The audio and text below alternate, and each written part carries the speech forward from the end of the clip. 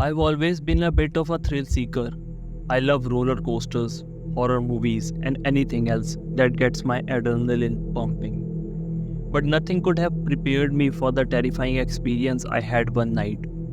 It was a cold winter night, and I was driving home from a late shift at work. The roads were empty, and the only sound was the hum of my car engine. I was about halfway home when I saw a figure standing in the middle of the road. I slammed on my brakes and swerved to avoid hitting it. The figure was a woman. She was wearing a long, white dress and her hair was blowing in the wind. She looked like she was out of a horror movie. I got out of my car and cautiously approached the woman. "Are you okay?" I asked. The woman didn't answer. She just stared at me with her empty, black eyes. "I'm going to call the police," I said. I turned around and walked back to my car, but when I turned back around, the woman was gone. I stood there for a moment, confused. Had I imagined her?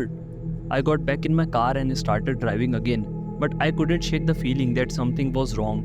I was about a mile from home when I saw the woman again. She was standing in the middle of the road just like before. I slammed on my brakes again, but this time I couldn't swerve in time. I hit the woman at full speed. I got out of my car and rushed to the woman's side. She was lying on the ground, motionless. I knelt down next to her and felt for a pulse. There was none. The woman was dead. I stood up and looked around. There was no one else in sight. I didn't know what to do. I was scared and confused. I decided to call the police. I took out my phone and dialed 911. 911. "What's your emergency?" the dispatcher asked. "I hit someone with my car," I said. "Where are you?" the dispatcher asked. I gave the dispatcher my location. "A police officer will be there shortly," the dispatcher said. I waited for the police to arrive. I was so scared that I could barely breathe. A few minutes later, a police car pulled up. A police officer got out of the car and walked over to me. "What happened?" the police officer asked. "I hit someone with my car," I said. "But when I got out to check on them, they were gone." The police officer looked around. "Is anyone else here?" he asked. "No," I said. "I am all alone." The police officer sighed. "This is going to be a difficult case to solve," he said.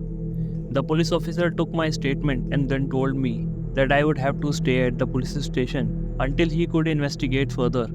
I spent the rest of the night at the police station. The police officer never did find the woman's body. I was eventually released from the police station, but I was never the same again. I was constantly looking over my shoulder, afraid that the woman would reappear at any moment. I never found out who the woman was and why she was standing in the middle of the road that night. But I know one thing for sure: she was real, and she was deadly.